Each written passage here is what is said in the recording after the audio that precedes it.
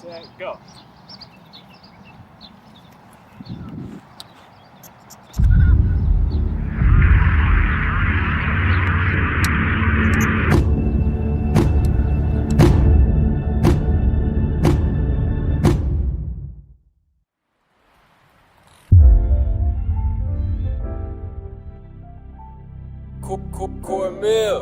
What's going on, everybody? You're now joined to the one and only podcast with DeSean Jackson. Fade the booth. I got the money, but my pride keep me in the streets. I got the hustle, but we guarantee we gon' Hey. You won 5 Grammys, 11 BET Awards. Too hard, you gotta get up off me. Man, if I get a chance to play with them, it's over. So I felt like, no, I will not lose. I cannot lose. A lot, much respect, no disrespect. Name ring bells. All across the world, yeah, my name ring bells. What's going on? It's your boy DeSean Jackson, and you now tuned in to Fade the Booth. I got a very special guest, straight from my neck of the woods, my brother Dom Kennedy. What's up, bro? What up, man? Appreciate Happy you to coming be here. on, man. You already know it. Hey, it's a pleasure, man. You know, it's I look at it as like, man, 2 dudes coming from the same area, Leimert Park. You repping hard, like, Yeah. You know, for me, growing up, you know, 42nd and Stocker, Norton, whatever you want to call it, like, for me, man, that shit installed something special in me as a young age, man, just Yeah. from a hustler's mentality. Yeah. You know, my first question to you is, like, what was it like for you growing up in Leimert Park, South Central area, and like, what were some of the obstacles you had to face, like, as a young kid, and like, you know, what was your inspiration for music, and how did you kind of get into it? Man, my inspiration was my older homies. You know what I'm saying? When my mom moved to Leimert in the early 90s, I would say around 92-ish, you know, I was the younger dude in the crew on my street, 6th Avenue, you know what I'm saying, in Garthwaite. They come together right there, you know what I'm saying, off 42nd, you know, before you get to King on the other side. And, you know, so right there, if you could imagine, like, I was like the dudes that I kicked with was like 7th, 8th graders. I was like 2nd, 3rd, 4th grade. You know what I'm saying? So I didn't really, it's a big difference. Yeah, I didn't realize it then, but like, and one of the things that I used to see them do a lot was rap. You know what I'm saying? So, you know, kicking it with them, I used to, you know, hear a lot of albums, Tupac, Bone Thugs and Harmony. You know what I'm saying? Those was like the popular things that they listened to at the time, like that would play a lot. And so, you know, just being like in Leimert, you know what I'm saying? I 2 of them started a rap group, you know what I'm saying? And the rest was history. So at the time, I wasn't really like thinking of rap. You know, I always tell people that like I wasn't like a kid that like dreamed to be like a rapper or a rap star or nothing. I want to be a CEO more than just a rapper, always, you know. But 2 of them, they started a rap group, 2 of my homies. This was probably like maybe 96. Okay. So this a minute ago. This 96. You know, they probably in the 9th grade. I'm probably like in the 4th or 5th grade by then. And they was repping Leimert Park, man, right on their tape. You know what I'm saying? Their group name was Threshold. I remember it was Wayne. It was Wayne and Lance. They went Calypso and Ghost. For sure. Was their names. Damn, yeah, that's cool. Yeah, and they was a group, and they used to rap. I remember we went to Hollywood one time to a taping of the Wayans Brothers show, actually with the homie Mom, and they rapped like during the break and stuff. And I was a kid watching it, and I just remember it just had an effect on me, you know, because I say all that to say up until that point, I didn't think like rapping, you know, like we was like capable of doing that. I thought rap was just like, you know, people you saw on TV. Probably like you coming up watching football. It went from you watching people admiring them to like, oh shit, I'm on the field playing with people. I can do this. You know what I'm saying? So at those times, I was just really observing, man, and just trying to like soak it all in. That was like my initiation to like living in Leimert. Right. So from my perspective, I mean, like 4th grade, that's young, and for you like to have an inspiration to want to rap at that age, like, how was your support system? Like, did your moms or, you know, pops, I don't know, you know, who was around when you was raised, but like, did they support you? And like, what was that like for them seeing you at a young age and like, damn, he probably hanging out in the streets doing certain stuff? Like, what was that support like? When I got out of high school and I started wanting to take rap serious now, I'm like 19 years old and I'm like, damn, do I want to get a job? Do I want to work at the airport? You feel what I'm saying? Those are like my options, you know what I'm saying? Just on some real life shit. And I'm like, damn, what could I offer the world? You know what I'm saying? What type of skills do I have that like, you know, I could get something in exchange for it? And I just remember I started writing, man, and then like a year or so later, talking to my dad about it, and he would like give me like, I used to have to go off of Slauson and Verdun. I knew a dude had a studio on Slauson and Verdun. older dude named Payback. He was a producer in the 90s, and so he flipped his money and was able to have a studio. So I'm young. He probably around 40. I'm like 20. Right. You know, and me and my cousin, my dad would give me $100. That got me 4 hours. Period. At the studio on Slauson and Verdun.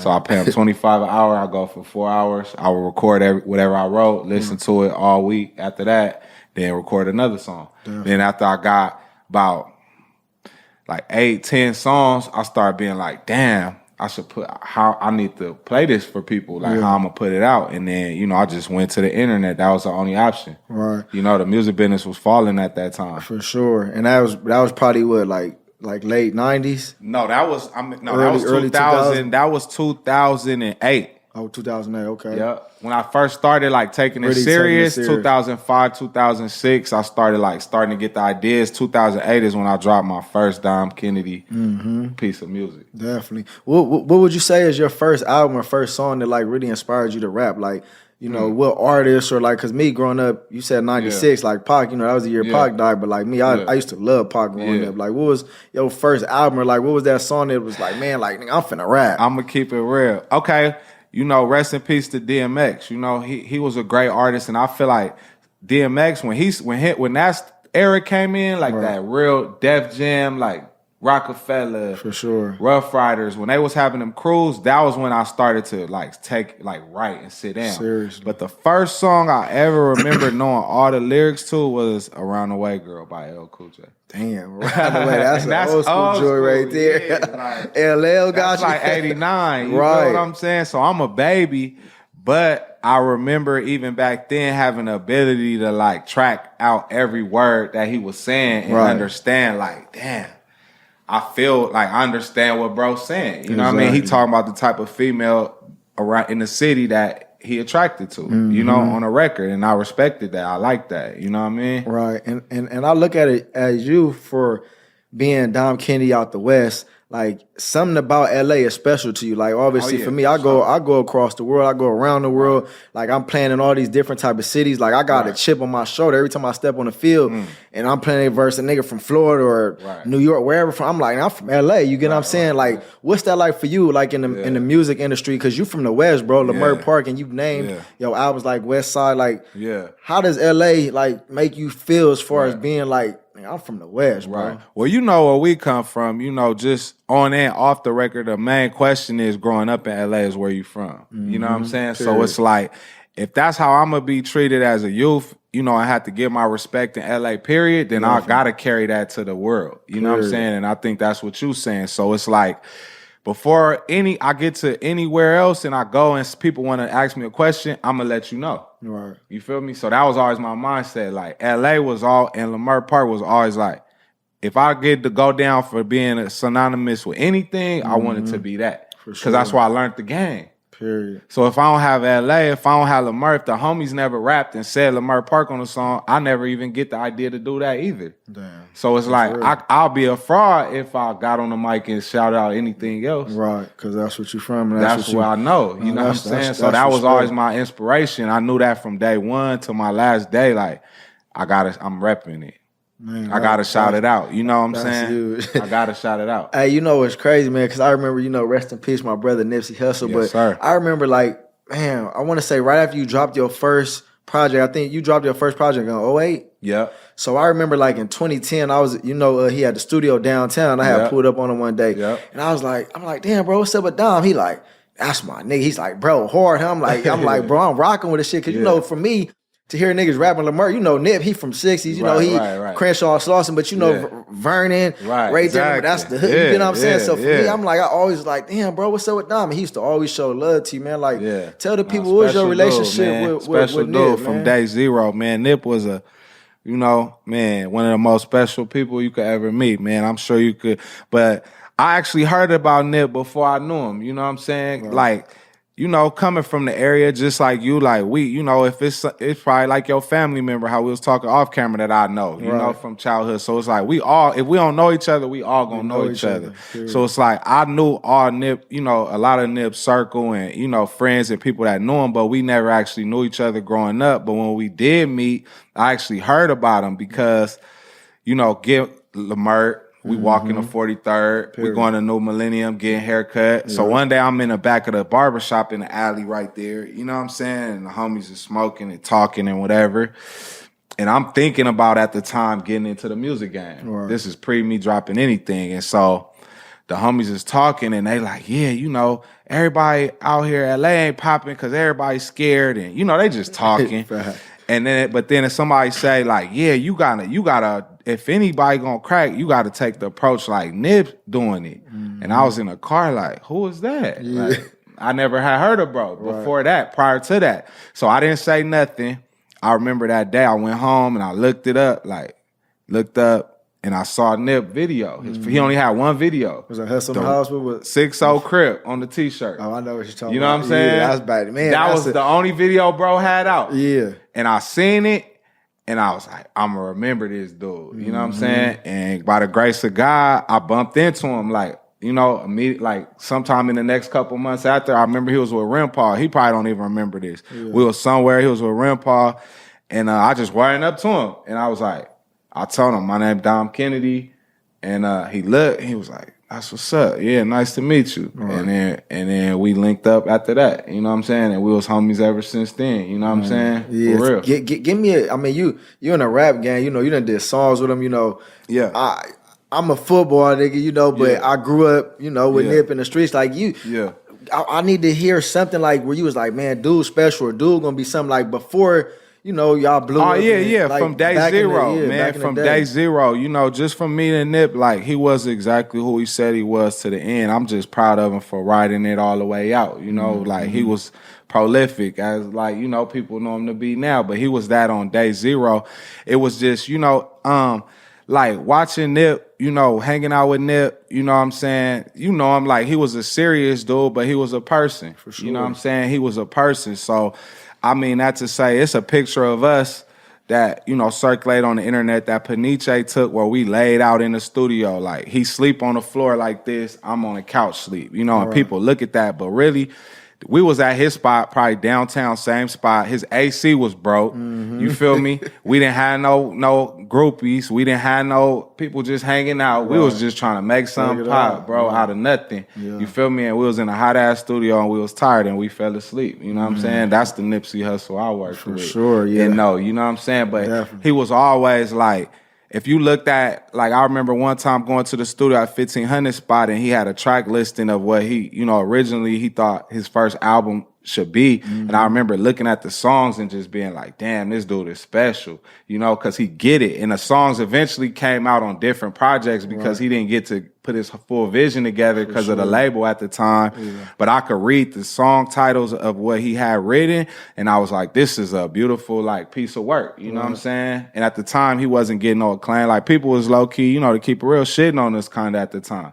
For what we was trying to do. But I don't think we never questioned nothing that we was trying to do, never. Like we never felt bad for ourselves. We never thought we was less than or more than nobody. We just wanted to grind it out. And do our best. You know what I'm saying? We felt like that would be enough. Yeah, and I think that speaks for regular human beings. I mean, I feel like it's an image and a perception when you become a celebrity or you a musician or a sports athlete. It's like, at the end of the day, bro, we regular people. And I try to get people to understand, like, people always meet, damn, why you going back to the hood? Why you hanging around your boys? Like, at the end of the day, when I'm supposed to make it and turn my back on everybody that was with me before this. You know, as kids at Pop Warner, that's in a position like you was in. And they gonna be playing one day too. You know what I'm saying? It helped them to see you just like it helped you. You know what I'm saying? It's the same thing when I come around. You know what I mean? I do it just for that. Like knowing like it's a little dude just like me that's in the Merc.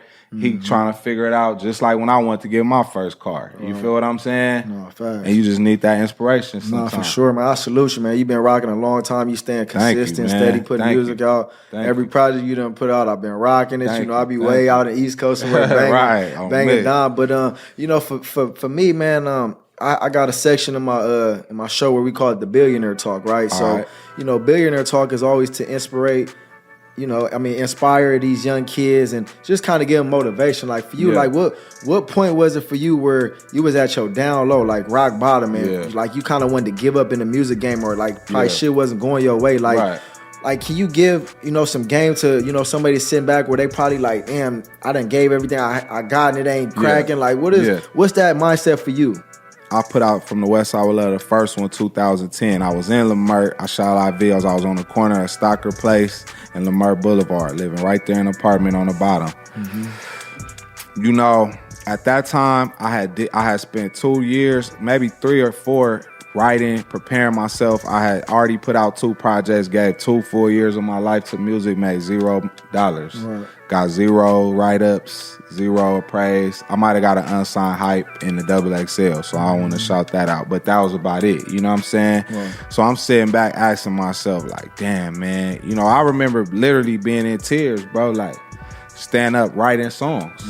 You know what I'm saying? Being tired and being like, man, I want to go to sleep, but something like, nah, write one more verse for me. Right. You feel what I'm saying? And it became, in those nights and them days like that, it became my salvation, because those songs was the ones that the college kids picked up on the most, that allowed me to go perform at Oklahoma University or Texas University, or, you know what I'm saying? Start traveling every weekend. After that project came out, I think maybe the next at least 2 years, we was gone every weekend. You know what I'm saying? Every weekend, bro, we was getting at least $15,000, $20,000, $25,000 a weekend. You know what I'm saying? And it went from, I'm talking about nothing, you know what I'm saying, to that. So it just take that real, honestly, extreme belief in. I think people sometimes scared to understand that in those moments you're gonna be by yourself. Right. You feel what I'm saying? Like, you might have to go to the gym personally, like, you the one out there. Right. You gotta get to the ball. I gotta get the beat right. I gotta work on my performance. You know what I'm saying? And you can't be scared to embrace those like isolation moments if you want to be great or elevate yourself to the next level, and just know that that's what comes with it. You know, don't turn your back on it. Like, it's a light at the end of that tunnel, or that isolation that's painful, that's going to bring all the people that you trying to see, wonder if they know who you are, if they rock with you. Like, you got to keep going to find out. Yeah, no, that's crazy. You said that light at the end of the tunnel, because I was having a meeting last night. I don't know if you know, but I got Jaccpot. You know, I started a record label back, you know, like 10 years ago. But I was talking to some of the artists. Kid Cali, R.I.P. Kid Cali, my bro. Yeah, T-Ron, my boys, you know. But now I was just talking to him last night, and I was like, you know, because I got a few artists where they living in the hood, you know, moms doing this, that, like, and I know that because I came from that. So I'm like, you're not the only person that's going through what you're going through. Like, every person that's made it, done went through something. You get what I'm saying? But like, for me, my inner tuition, or my inner self talking to me, like you just spoke for, always told me, like, when shit bad, keep going. Because at the end of the day, ain't nothing gonna be easy. You get what I'm saying? It's not gonna be a snap of a finger and you just gonna blow up and make it. I mean, some people, fortunately, they're able to do that with one song or certain things. But it's like, this shit take real work, bro. Yeah. So no, I want to commend you for that. You know, for me, like, I'm curious to know, like, what's the biggest misconception people have about you? Like, you know, being from Murray Park or I think that like, going back to the top of what we were saying, like, I think people don't know how much a fan, and it's not just me, but how much like world culture that people from LA are knowledgeable about too, because we listen to, like, if I make a song, for instance, I had a song called Thank You Biggie, or, you know, a lot of different stuff that I touch on in my music, and people like, wow, you know what I'm saying? Like, that's big for you coming from LA. And it's like, yeah, we are extra out. We gonna shout out Lamar Park. We gonna do the LA thing.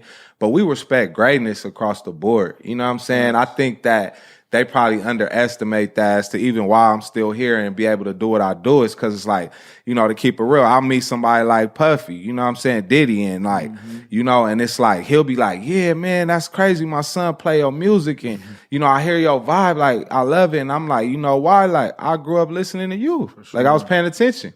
You feel me? But to everybody as a whole, and like, you know, picking the little pieces that I love the most, you know, and incorporating it in that, you know. But I'm not just biased towards everything we do is 100 and everything everybody else do is like not, you know what I'm saying? Like, I don't look at it that way at all. I'm just down to rep LA. Yeah, no, for sure. You know what I'm saying? And what I take from that, like with me, like the ones before me, you get what I'm saying? Like the Jerry Rices, the Randy Mosses. You be, like, you know, if I you gotta walk get past them, they be like, what? Right, like, I ain't did this before you came, but so, you know, I think nowadays these young cats, they like, it's different, bro. The era we It's grew up in selfish. and It's our more big selfish. homies, Yeah. these young niggas, they just feel like, oh, I'm the wave and I'm popping it. I don't got to give respect to the niggas that did it before me. You feel what I'm saying? It's selfish. It's a real selfish element to the whole thing right now. You know what I'm saying? But luckily, we from a different generation, so it's like, you know, when I first got to meet Snoop, you feel me? I'm excited as shit. Like sign this post. You know what I'm saying? Do this, do that. Like.